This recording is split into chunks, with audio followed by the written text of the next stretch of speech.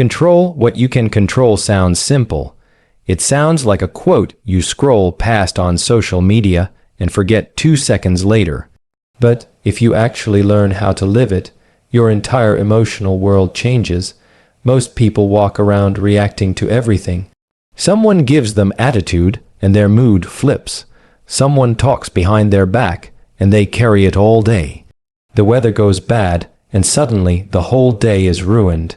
It is like handing your emotional thermostat to random people and random situations. And when anyone else is holding the controls, of course you feel anxious, irritated, thrown off, because your peace is always one outside event away from collapsing. So let's slow this down and look at the truth. You do not control other people. You do not control their opinions, their moods, their actions, or their assumptions about you. You do not control strangers. You do not control the past. You do not control the future. And here is the part that frustrates people. You also do not control how others talk about you, what they choose to misunderstand, or how they decide to treat you. But look at what you do control. You control how you show up. You control your tone. You control your reaction. You control the story you tell yourself about what is happening, and that is the part that matters. Because the story you tell yourself is what determines whether you feel calm or overwhelmed. For example, imagine someone snaps at you. Most people go straight into defense mode.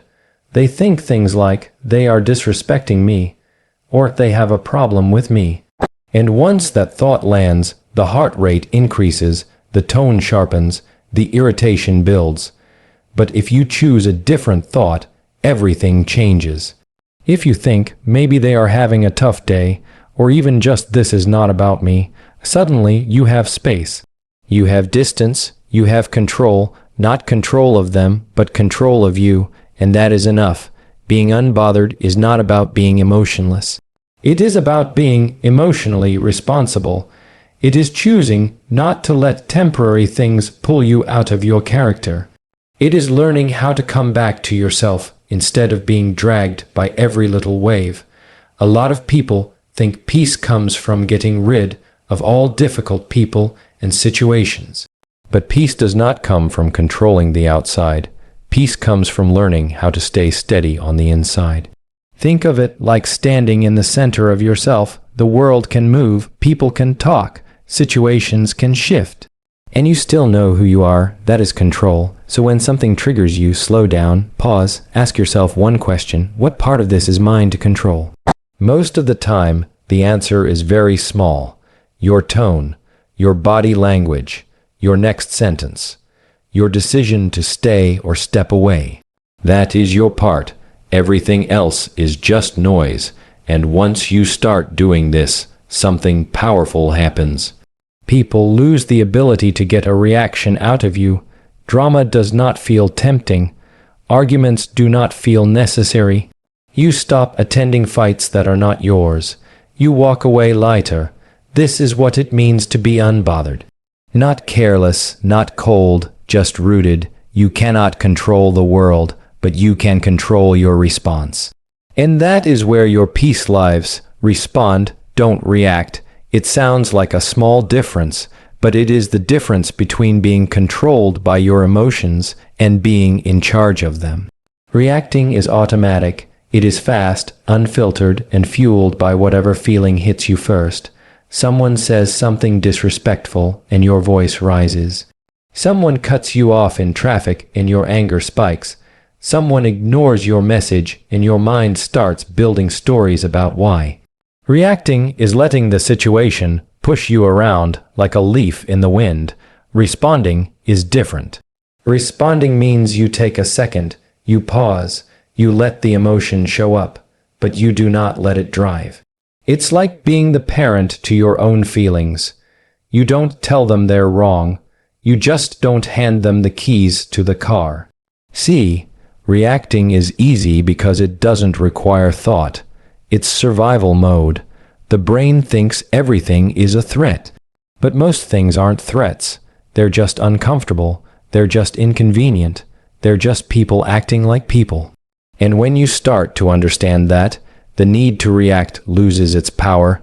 Think about the last time someone irritated you. Maybe they sent a rude text. Maybe they spoke to you with a tone that felt dismissive. Your brain probably went straight into defense mode. Why are they talking to me like that? They must think I'm weak.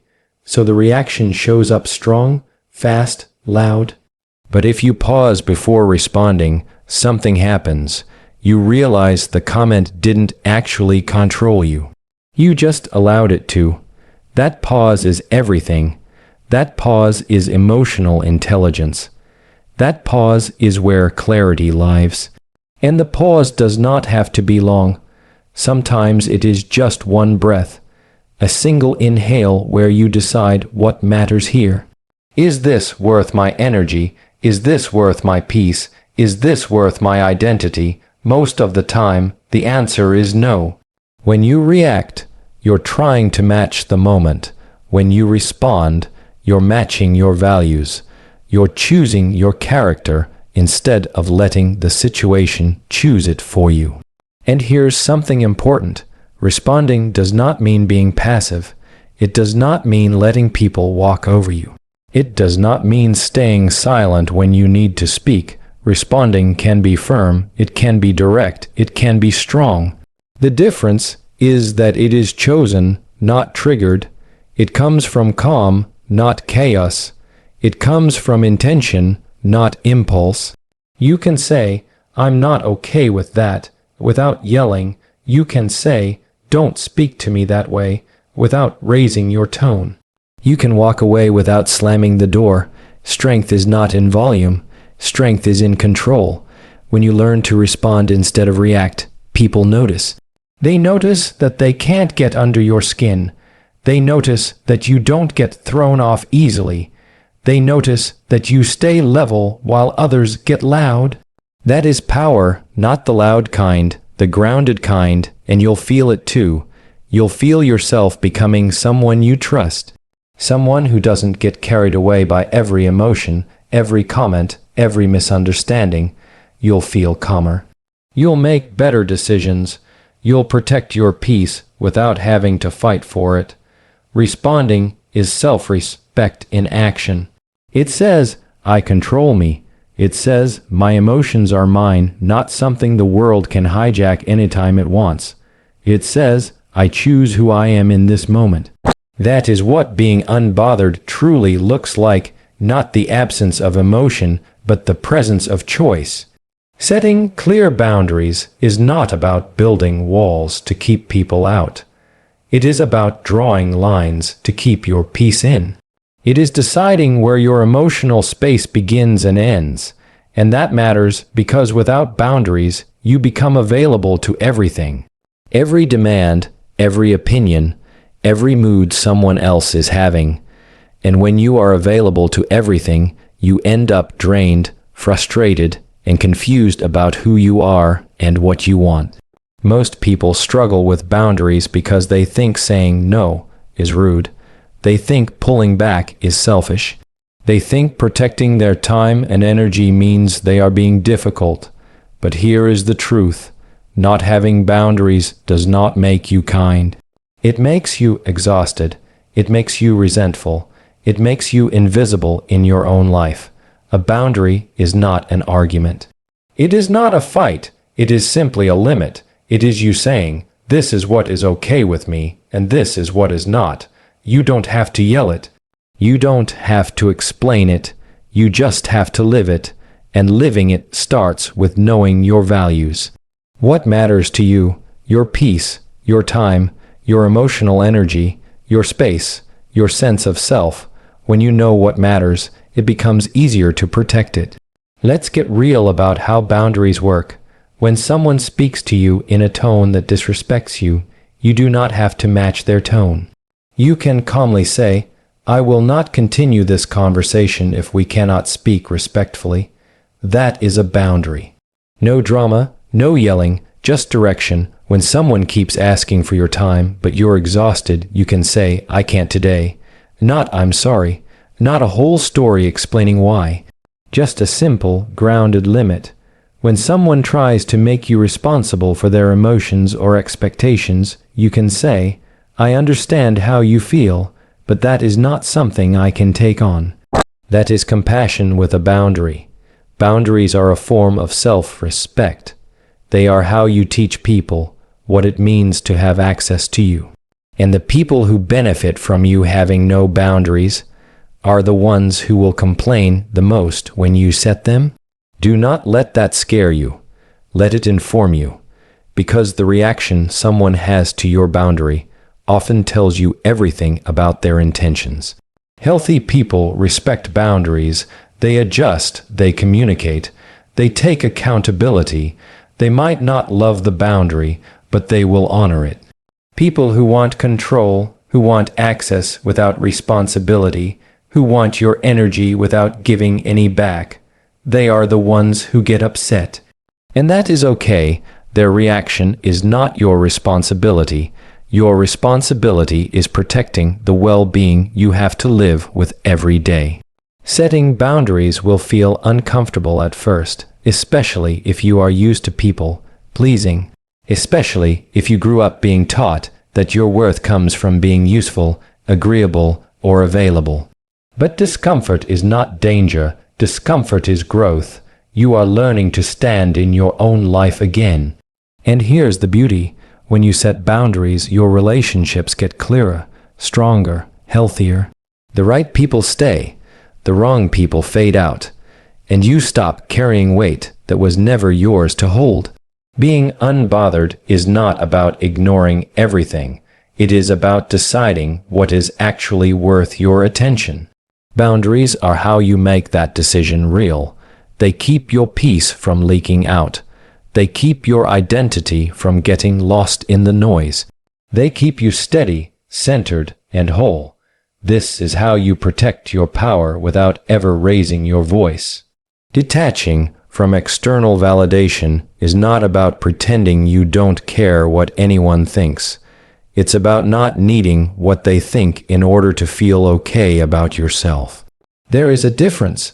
Everyone likes being appreciated. Everyone likes being recognized. Everyone likes hearing "good job" or "I'm proud of you." That's normal. The problem is when your confidence depends on it. When approval becomes the source of your worth, you hand your self-esteem over to whoever is closest, whoever is loudest, whoever is watching. And that is where people start to lose themselves. When you rely on external validation, you end up performing instead of living. You start making decisions based on who will clap for you instead of what actually matters to you. You say yes when you want to say no. You care more about how things look than how things feel. You start editing your personality to fit whatever will be liked the most. And the whole time, there is this quiet exhaustion inside you. Because you're building a life that isn't yours. Detachment is choosing to be guided from the inside instead of being pulled by the outside. Think about how much effort goes into trying to be liked. You monitor how you speak. You worry about whether you sounded smart enough or funny enough or confident enough. You replay conversations in your head. You try to guess how people are perceiving you. You scroll, compare, judge yourself, come up short, try again, and repeat. It is endless, it is draining, and it never works, because the approval you chase keeps moving. One day it's this standard, the next day it's another. One person thinks you're amazing, someone else thinks you're average. So who do you believe? The answer, you. Detach from needing the applause. Detach from needing everyone to understand your decisions. Detach from needing agreement to feel secure. The most confident people are not the ones who are the loudest. They are the ones who are consistent. They know who they are. They know what they value. They know what matters to them. If someone disagrees, they don't crumble. If someone disapproves, they don't spiral. They stay grounded. And here's something important. You don't have to prove your worth. Not through performance, not through achievement, not through perfection. Worth is something you carry, not something you earn. Start paying attention to how often you look outside yourself for reassurance. Did they like what I said? Do they think I'm good enough? Did I make the right impression? Every time you look to someone else to tell you who you are, you lose a piece of your power. Instead, practice checking in with yourself first. Do I like who I was in that moment? Did I speak honestly? Was I kind even to myself? Did my actions match my values? These questions matter more than anyone's opinion, because when you start validating yourself from within, external validation becomes something extra. Nice if it's there, fine if it's not. This is where being unbothered grows. When your sense of self doesn't depend on the shifting, unpredictable reactions of other people, you become steady. You become centered. You become someone who does not need to be chosen because you choose yourself. People may misunderstand you, they may judge you, they may talk, let them. Their opinion is a reflection of their experiences, not your identity. You get to define who you are.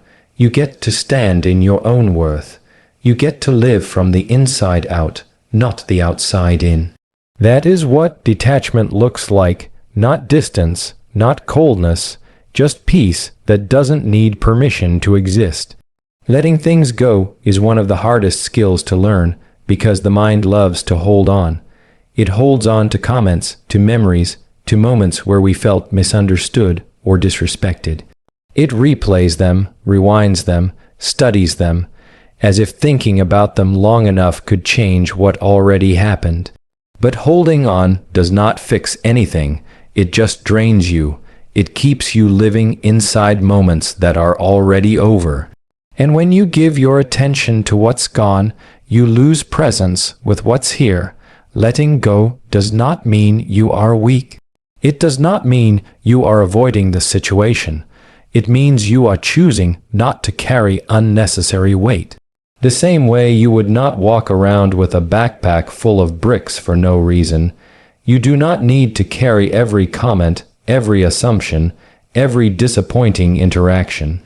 Most of the things you hold in your mind do not deserve that much space. A big part of letting go is understanding the difference between what is worth addressing and what is just noise. Not everything needs a response. Not every disrespect is personal. Sometimes people are just projecting. Sometimes they are overwhelmed. Sometimes they are careless with their words because they have not learned how to handle their own emotions. You do not have to attend every emotional storm that shows up in front of you. Think of your peace like a house. If you open the door every time someone knocks, you will always be tired. Not everyone deserves entry. Some things are meant to stay outside. Letting go is simply closing the door. A practical way to start letting go is to ask yourself one question. Will this matter in a week? A month, a year? Most of the time, the honest answer is no. But your mind will try to convince you that it is urgent, it is personal, it is meaningful. The mind loves intensity. But being unbothered means choosing calm over reaction, wisdom over impulse. Sometimes letting go means walking away from an argument you know will not lead anywhere. Sometimes it means not explaining yourself to someone who has already decided not to understand. Sometimes it means forgiving someone who never apologized, not because they deserve forgiveness, but because you deserve freedom. Letting go also means accepting that closure doesn't always come from others. Sometimes closure is the moment you decide, I will not think about this anymore. Closure can be quiet. It can happen in your own mind. It does not need to be dramatic. And yes, letting go takes practice. Your mind might bring the situation back again and again. You might feel the urge to respond, to defend, to prove your point. But you are not obligated to engage with every thought your mind produces. You can choose which thoughts you feed. Feel it, acknowledge it, release it, and sometimes you will have to release it more than once. That is okay. Healing is repetition. The more you practice letting go, the more lightweight life begins to feel. You start realizing how many things never needed your emotional investment. You start noticing how much quieter your mind becomes when you stop picking up every problem. You start seeing how peace isn't something you find. It's something you protect. Being unbothered is not about being distant. It is not about having no feelings. It is about being selective. It is about deciding which things get space inside you, and letting go is how you make that decision real. It is how you say, my peace matters more than this moment. My energy matters more than this misunderstanding. My life is bigger than this discomfort. And when you live like that, you do not have to force confidence. You start to embody it. You move lighter. You speak slower. You choose better. You become someone who does not just survive life, but steers it.